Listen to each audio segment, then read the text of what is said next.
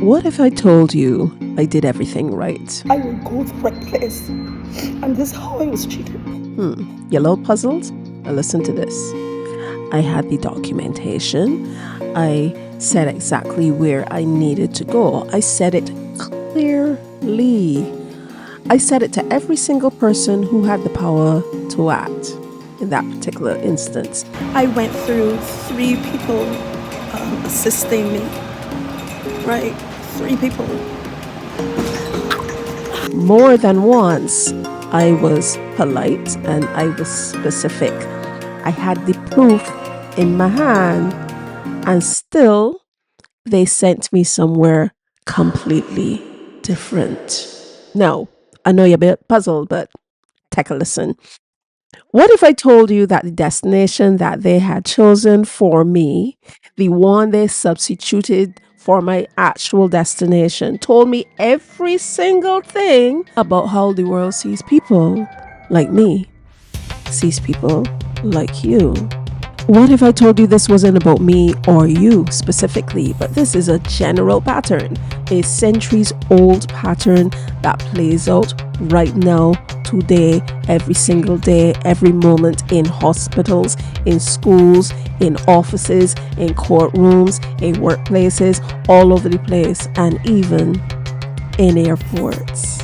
So I can take you through what happened to me step by step. And by the time that we are done, I can promise you this: you will never ever see this pattern the same way again. You're confused and you're intrigued, right? Then prick your ears. I'm Zana Monique and I'm the creator of Baje, and welcome to yet another episode of Let Me Call It Baj-Story. Now, you know me, I just do the research, I just bring the data as much as I can, and you know that I just try to anchor every single thing I do on here so in the record, because that is what a griot does. But today, I can bring my own record and I can connect it to a much bigger one, right? Because what happened to me 2 years ago didn't just happen in a vacuum. It happened in the context of something that's happened to Caribbean people, to Bajans. Yes, we have been living with this in some way, shape, or form for a very long time. And today, I can name them. This episode is not only for the diaspora, it is for the people back home who need to understand what their children and their grandchildren are facing in these spaces. And it is for anyone of any background who generally want to understand what it truly means when a system does look at you, just your mere existence, and decide it already knows where you are going before you finish your sentence. All right, let me call it Baj-Story. 2 years ago, I went on my usual visit home back to Barbados, and I needed to use the assistance that they provide at one of the more prominent airports here in the UK. So I set that up months in advance because I have my mobility, but sometimes I need to use a cane. I can't walk boat for hours upon end and stand up for an extended period of time. So therefore, I need the wheelchair assistance. So for this trip, enjoying it so far. So why don't you subscribe and comment and like and share and do all the things that you know that you got to do in order to tell Baj-Story? Okay, let me carry on. I didn't need a wheelchair for some parts, right? Like going through the airport and thing. And therefore, it means that I am not navigating the airport independently. I go where the staff just take me. They take care of a few things, that sort of thing. So it helps me out. My physical movement, my body is in their hands, right? Right. And I want you to hold on to that particular thought, especially in light with how they're trying to focus more on folks who are differently abled and what can be done for them back in BIM and things like that. Just hold on to that thought a minute, because the world is a funny place. Because of that pseudo powerlessness, being in a wheelchair that someone else is steering is important for understanding what can come next, right? So from the start, something felt a bit strange. You know, that little feeling, that very particular feeling that Caribbean people that look like me will know immediately when someone looks you right in the face and their mind has already moved you on before you have even finished speaking. So There was a comment, a little laugh, yes. A look that lasted a moment too long or no look at all. Nothing Nothing I could actually point to directly, just that quiet little accumulation of feeling unseen and unheard, no matter how loudly I spoke or how much I tried to make eye contact. And for me, that's a little difficult because neurodivergent and thing. But yeah, here's the thing though. I did what you're supposed to do. I advocated every single time that we had to stop, every single time that the staff member asked me for my boarding pass and all that sort of thing, every single transition from one vehicle to another, because there was a cart, there was a chair, there was all sorts of things. I think 4 different times or so.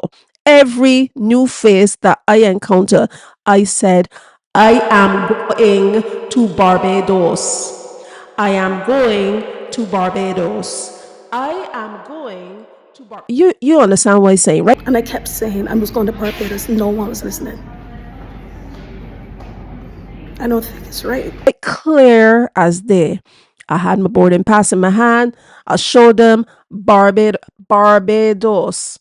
But still, I realized that I had to overdo saying the Barbados for this specific reason. Hold on a minute. Now, let me make something plain and clear, right? I wasn't turned away. I wasn't challenged. Nobody had said, are you sure? Well, they kind of say it, but ain't really say it. Nobody checked the boarding pass and said, wait. They do them thing, the halfway smile, just smile enough because they're offering a service, but they don't really care. They move me through. And so I thought, okay, right. I go in on the plane, I get in there safely. This was not too bad. Sort of. What happened though is that at one point they wheel me to a place, and there's something about me and my neurodivergence, right? I just pick up certain things and I realize that people around me seem to say that they're going to someplace else. But I still kept telling the people, this is the right place to go, right? I'm going to Barbados. Yes. The last person that I encountered that had me in a chair actually dumped me at the boarding at the gate and say, okay, wait for the gate to open and somebody can come or something. But they were so fleeting in what they said and so dismissive that I was completely bewildered. But still, I stayed at the gate. I did what I was told. I moved along and thing. All right. Door open. Everybody went through gate. I follow along because when you have assistance like this, you are up first. You're in the first set of people and thing.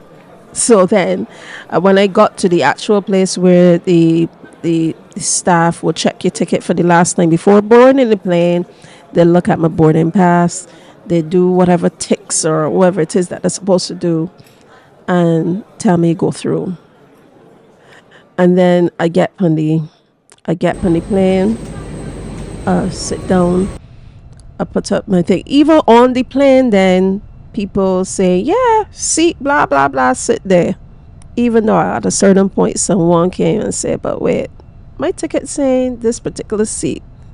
I mean, yeah, you could sit at that seat, but my ticket said a particular, and I was like, until with my orange juice in hand, sitting at the seat, the captain came over the speaker and said, welcome to this flight, blah, blah, blah.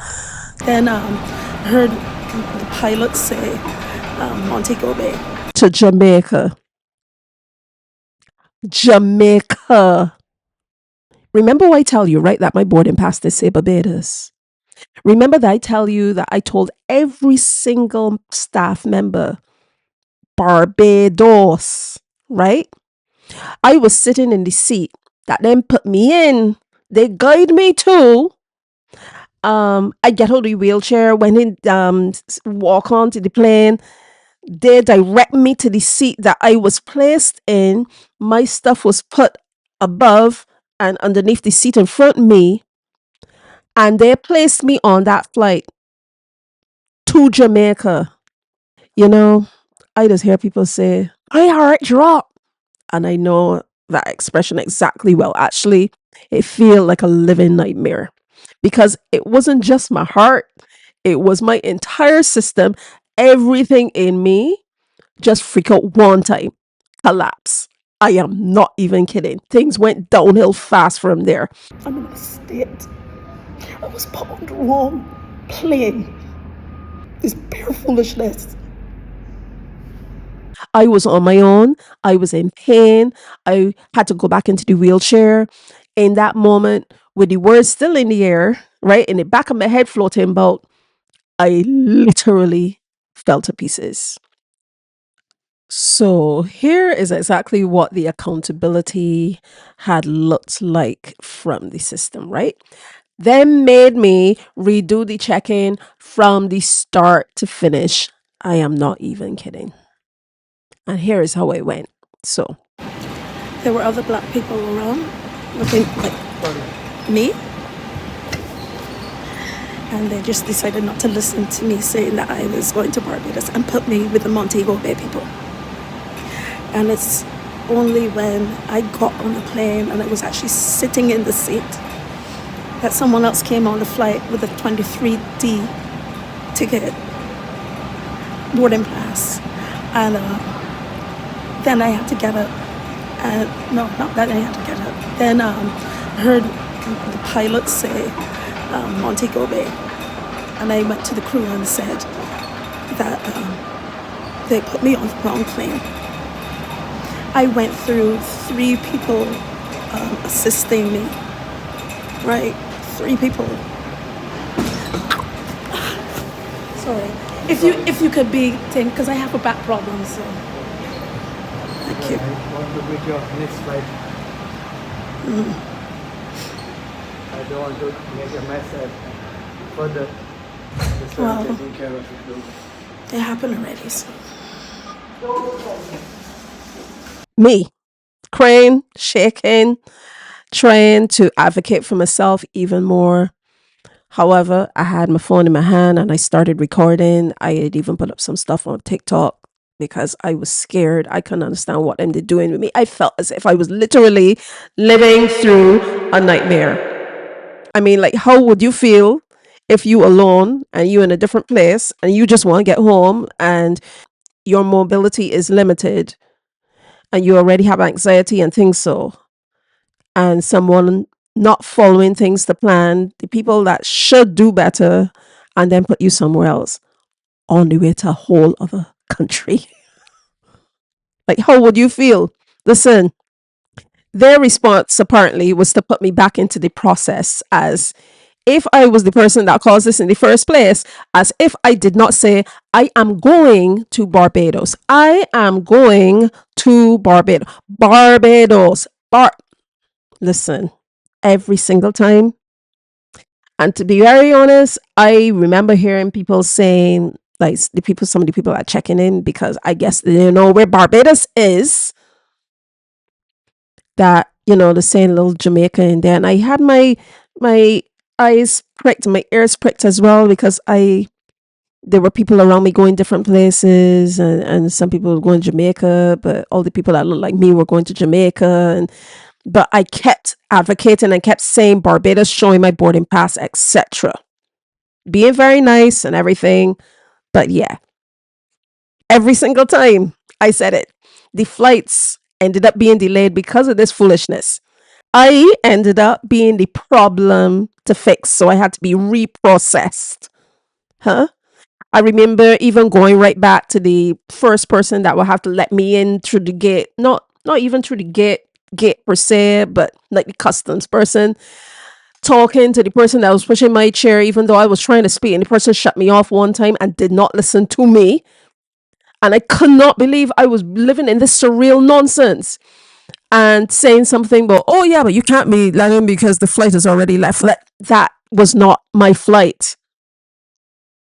The flight was a different one going to Barbados.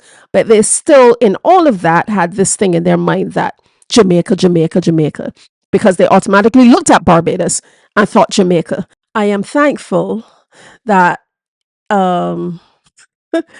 at some point, like when I came out of the gate and I started recording and I was sobbing and all of that, I talked to my kids back in Barbados. That senior staff were actually very good for the airline, and they made sure that I would get on the flight to get to Barbados. I even got information. I'm trying not to show much of anything, but I got some information about the name of the company, of who was doing the assistance, the person that was helping me, like the main attendant, the senior attendant for the airline at that moment, gave me more information regarding the flight number and the name, her name, in case of anything. But all of that had happened. All of that happened. I ended up coming straight back through customs again. I was treated as if I was someone low key to be pinpointed, because they made a joke about scanning my stuff. Oh, well, you don't know who carrying things and things, so you got to do that. Even though the first time I went through, that didn't happen, but the second time that did. And yeah, these people treated me as if I wasn't doing the right thing when they, in fact, were doing the wrong things. But yeah, there could be more to this story. This isn't done yet. Eventually, what they did is settle me into a seat, a first class seat. So I have been put into first class 4D, but they know this is not the end of this. I've been humiliated. The special assistant people and the security will not take responsibility. Unfortunately, there's one lady who had a not so great attitude, who checked me in for a second time, and I didn't say one thing because I was just fed up. I have never thought in my wildest dreams that I'd be doing this. Hidden disabilities and the fact that you're black should not make people do things like this. The person who was a senior attending, like flight attendant, I don't know what you call them nowadays, but she was a senior one, gave me a massive hug and held me because I was shaking. But I need you to hold on to that detail, that first class detail, because I can come back to it in a minute. So when I landed in Barbados, my body was in a state, my back, my hip. I was in bed a lot of the time, unfortunately. I wanted to get my going about the place time with my family. I wanted to be able to help with my mom and all that. I couldn't do anything properly because I was in a mess, both psychologically and physically. In that time as well, I started the ball rolling with lodging a complaint, because I did tell them that I was going to complain about the whole thing and I wasn't going to shut up about it. So I took that time doing that as well from the bed that I was in. Ended up having to go to the doctor, got my receipt from the doctor so that it could be added to the information. Had to end up getting medication because I was in so much pain. And I did not get the chance to go to the beach much at all. I went once, was persevering to go for this walk because I needed to see the sea, regardless of pain or whatever. But all of that was taken away from me. My body was literally paying the price for what the system had put me through. However, on the way back home, because by that time, word had spread, and because of the complaints and because I had to make videos, and people, some flight attendants saw the video and was trying to put me on to certain people that will be on the flight with me coming back so I could be properly taken care of and stuff. And they gave me some little trinkets and things. They gave me this. Yeah, that, two of those. I got a bottle of Prosecco. Imagine I still got the bottles 2 years later. I got 2 of these cups. So, yeah, full of sweets and things. But the thing is that first class is not accountability. And the flight miles that they gave me after I pursued and pursued and pursued, because I had to spend money to go to the doctor. I ended up losing a lot of my family time. I ended up not enjoying my experience at all. Prosecco was in the reparations. The comfortable seat does not undo the hip problems that worsened, or the back problems that worsened. It doesn't undo this whole thing that has been implanted in my head now with flights and trying to trust people to help me actually get a flight done successfully without being put on the wrong plane, because people just automatically think that Barbados is in Jamaica. It doesn't undo the low-key underhanded jokes that were made when you're checking my stuff, because you think that's all right to do because I look the way I look. No. And I did say all of this, by the way, but yeah, flight miles. Anyway, those gestures, those nice gestures that were made by well-meaning people, and I appreciate them so much, and I want to thank them for trying to help. And they were the ones pushing me to, like, no, try to make sure that this is known about, that you get some recompense from this. I think that's the right word, from this, because yeah, that was wrong. Unfortunately, all of that doesn't change a system that is not set out for people like me, people like you. I will not make this smaller to make other people comfortable, because unfortunately, that's what people like us have always had to do throughout the ages in order to make other people who have done the things feel comfortable. Classic example nowadays is the reparations situation. A classic example nowadays is the UN vote, things like that. Busy making everybody else feel more comfortable that have made us feel really terrible throughout time. And it shouldn't be like that. We are all human beings. Now, if I just leave you with this airport story, I have failed as a griot. So I am doing that. There is much more, as I said. Here's what you need to hear, right? The airport, the wheelchair, the boarding pass, the captain's voice over the speaker. That is just one tiny little story, but it is also working as a metaphor. And once you see the metaphor play out, you can unsee this, with how you travel, with how you do your everyday life and thing, you ain't gonna unsee this. So I said, I am going to Barbados. I am going to Barbados. I'm going, clearly, repeatedly, with the document in hand, with my passport, the boarding pass that clearly said Barbados. Let me see, boarding pass. And the system looked at me, at what it saw when it looked at me, and decided Jamaica. It heard Jamaica. I don't understand how Barbados sounds like Jamaica. Anyway, so now I want you to think about the last time that you walked into a room, like the doctor's office, school, job interview, government building, all that sort of thing, and you felt that the person across from you had already decided in their mind about you before you opened your mouth. And they had a folder in their mental filing cabinet that they were already going to put you in a particular category. That, unfortunately, is not no one-time experience for Caribbean people. And it is not that I just had a bad day at the airport. This is actually a pattern. And today I can show you some receipts. Yeah, let me break down why this is a question, right?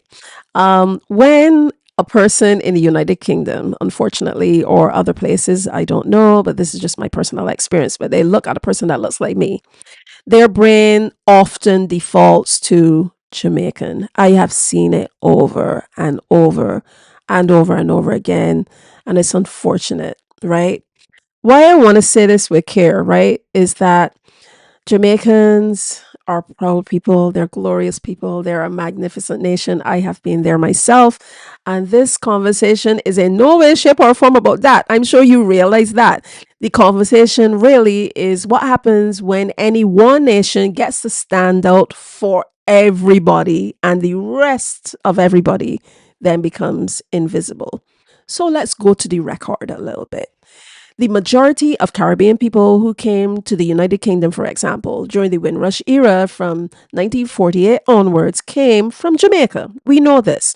The Empire Windrush itself carried predominantly Jamaican passengers, and as the Caribbean community took root in the United Kingdom through incredible struggle and sacrifice and determination, the Jamaican culture became the most visible. And you can understand that because they were the most that came here.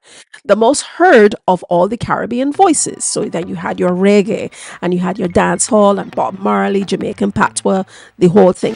They were the sounds and the words and the rhythms that Britain heard first and loudest from the Caribbean. Fine. So, slowly and systematically, Caribbean and Jamaican became the same word in the minds of many people over here. It was a shortcut, a category, a box that held 34 nations together and called them one. Here's the thing. Didn't you realize that collapsing of identity, that flattering, it didn't start with the airport. It didn't start from the Windrush situation. It started much, much earlier. The transatlantic slave trade, and I know someone don't like me talking about this, but it is a critical part, especially with the world going as it's going. We need to discuss these things. The transatlantic slave trade deliberately stripped millions of African people of their specific identities, right? Of their nations, their languages, their families, and their distinctions. Because when you are managing an enslaved population, individuality is actually dangerous. But when you can make the people anonymous, when you make them interchangeable, control then becomes a bit easier. That, unfortunately, is the original wrong destination. That is where the flattening begins. Last week, we did talk about the othering. Now you got the word of the day, flattening. Its residue, centuries later, is still being carried on. And because we try to forget and other people try to forget, try to make us forget and stuff like that, these things go quiet. They get hidden behind high-vis vests, into school exclusion statistics, into hospital intake forms, into the handling of a wheelchair in a British airport. If you could be, because I have a back problem. So let me break this down clearly as an educational point.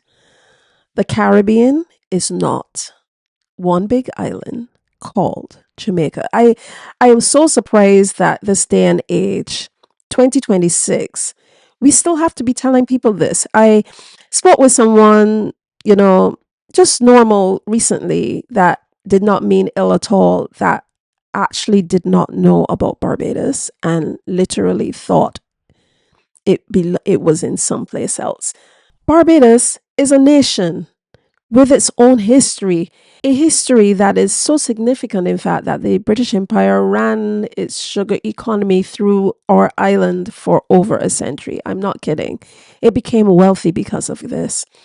The country was literally built to build that wealth. A history that means the wealth of many of these British institutions over here has Bajan fingerprints all over it, whether the history books says it or not.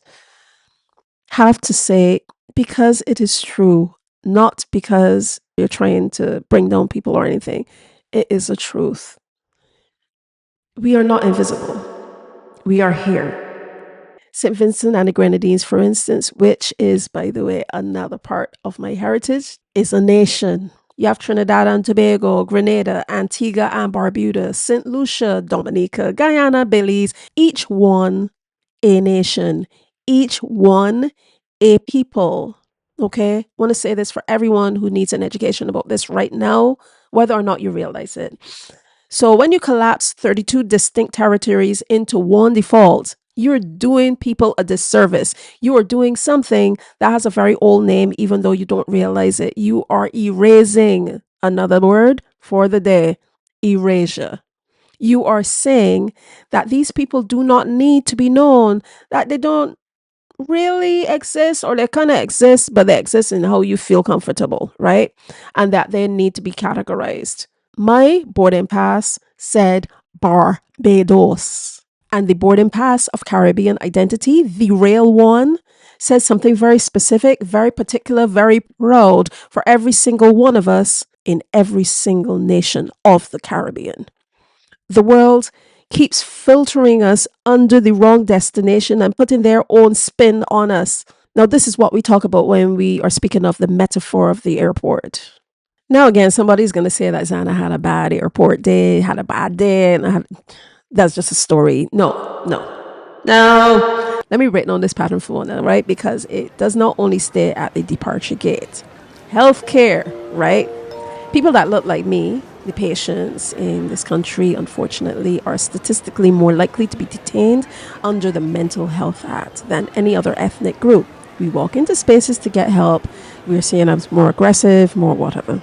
And the system makes assumptions about our behavior, about our pain threshold, about our reliability as witnesses to our own experiences, and it sends us somewhere that we did not choose.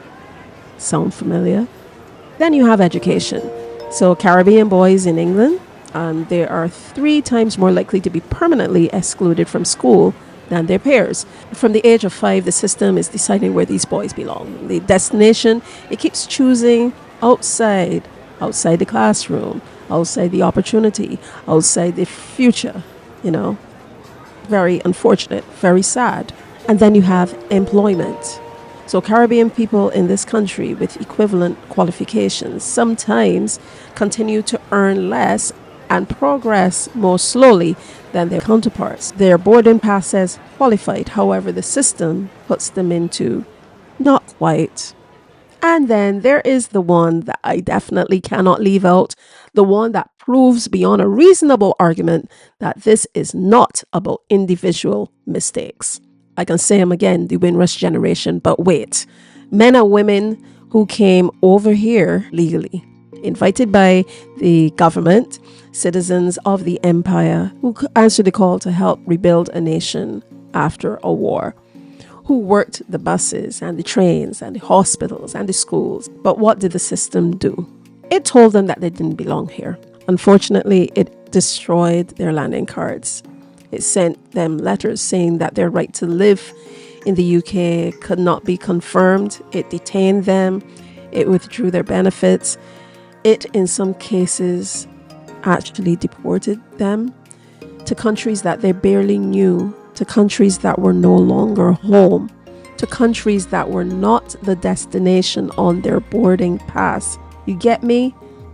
The government told Caribbean people who had lived over here for decades, had families here, that they were in the wrong destination. Now, this is where the story starts to take a little turn, right?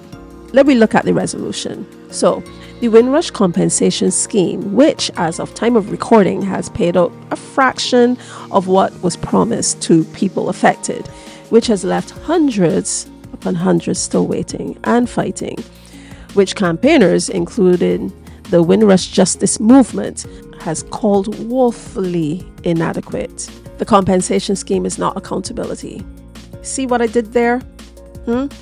That is the same move. That was the same energy as handing me first class and Prosecco and the gifts and the like.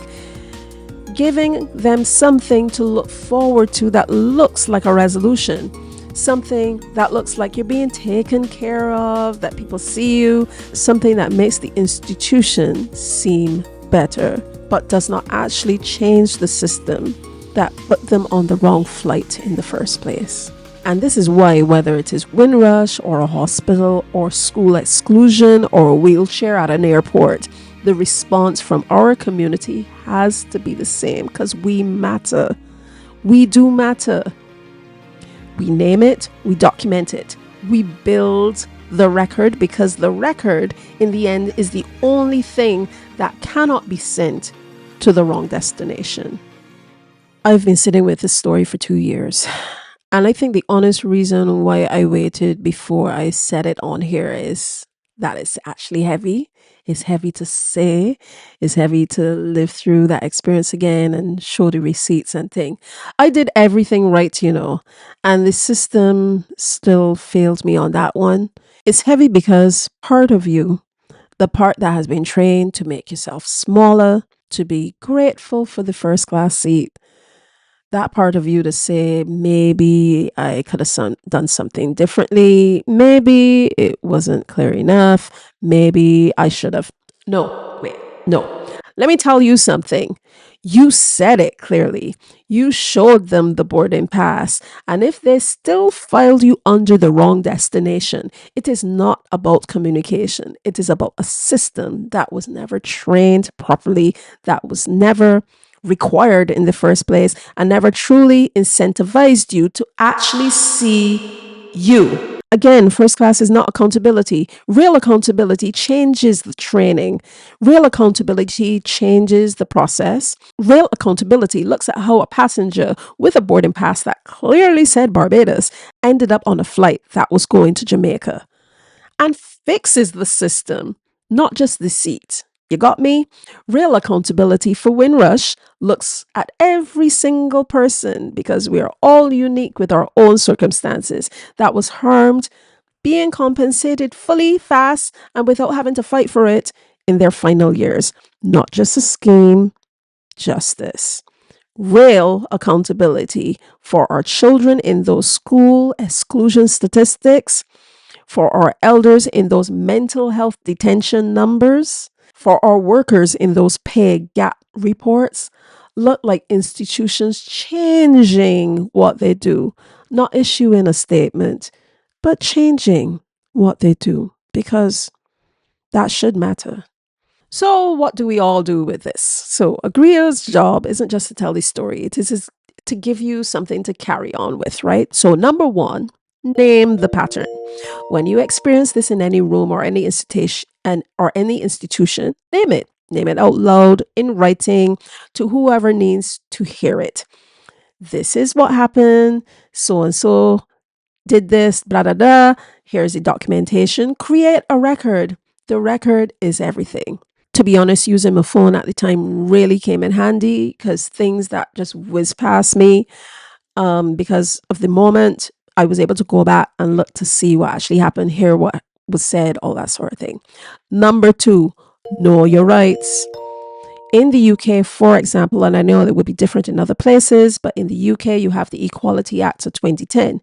And that means that if you are treated differently because of your race, because you're differently abled and all that sort of thing, you have a legal recourse. People who are differently abled, the UK regulation of 1107/2006 covers your specific rights in air travel.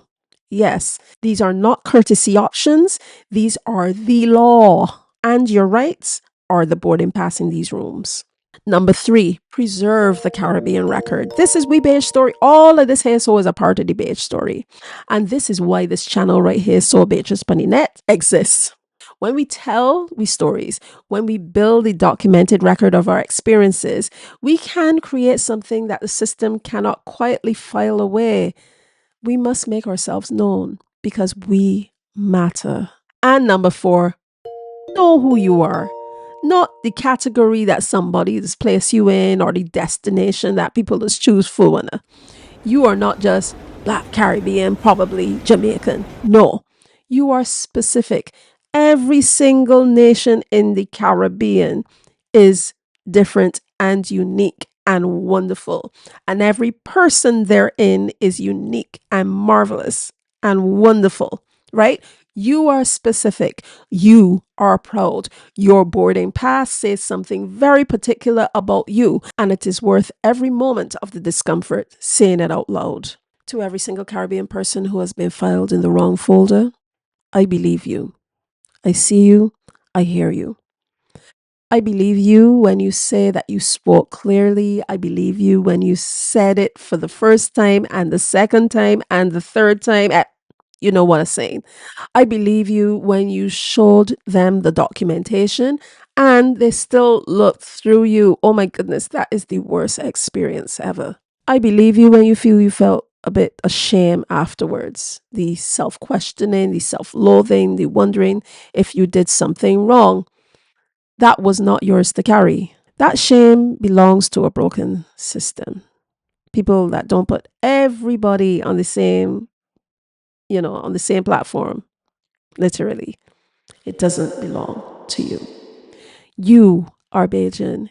You are Trinidadian. You are Vincentian. You are Grenadian, you're Guyanese, you're Antiguan. You're all a part of the nations of the Caribbean. You are not Caribbean, probably Jamaican. And again, much love for my Jamaican folks that take a look on here. I am not specifically talking about you. I'm sure that by now you understand what I'm talking about. But every one of us, we are all specific. You are something with 1,000 years of story behind it, with a history that financed empires and survived the unsurvivable and arrived at today, still standing, naming.